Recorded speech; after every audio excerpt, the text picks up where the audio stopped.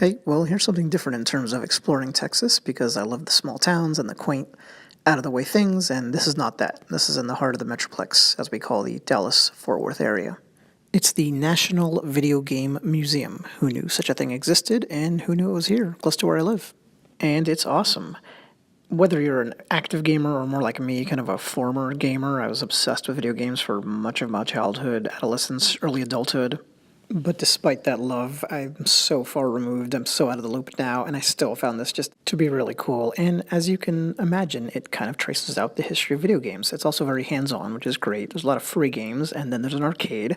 If you are a child of the 80s like me, or a child in the 80s, I was born in the 70s, then it will give you a massive flashback. It's great. Hey, remember Bonk? That's not an arcade game, but I remember it.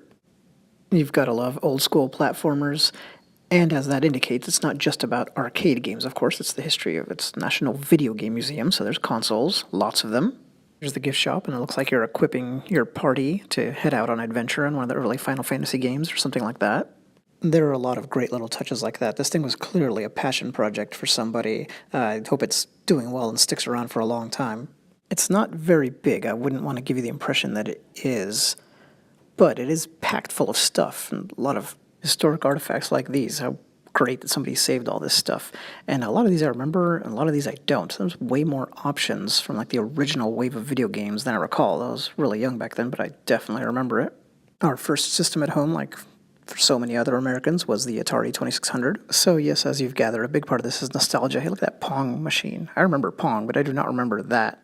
Not even in the earliest arcades that I walked into. But back to the nostalgia thing, it's not just that. Like, I think some younger, current gamer would presumably be interested in seeing all this old hardware, including, stretching the definition here, but hardware like this, board games. I vaguely remember games like this, so you had board games to mimic the video games that were all the rage. How about this one? I would have played the heck out of this if I'd known it was around. Legend of Zelda tabletop game. Why not? They clearly went to a lot of trouble here, and that's the cool thing about this. Like I said, it's a passion project, obviously.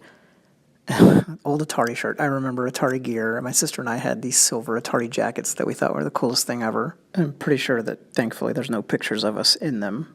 If you're familiar at all with the concept of a heritage museum, and you should be, if you've never been to one, you should go, this is kind of like that, but for the postmodern age. It's kind of like a 1980s video game heritage museum.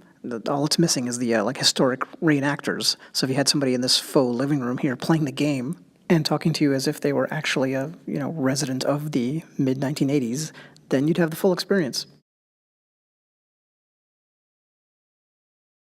But that is not meant as a criticism, because if they did have those people, then you wouldn't be able to sit down on that couch and actually play Donkey Kong, which you can do, which is, in my opinion, an even better experience. Here are more of those fantastic details I was talking about. The figures, you see those magazines and books. I was flipping through them. They're all the real deal, the D&D one.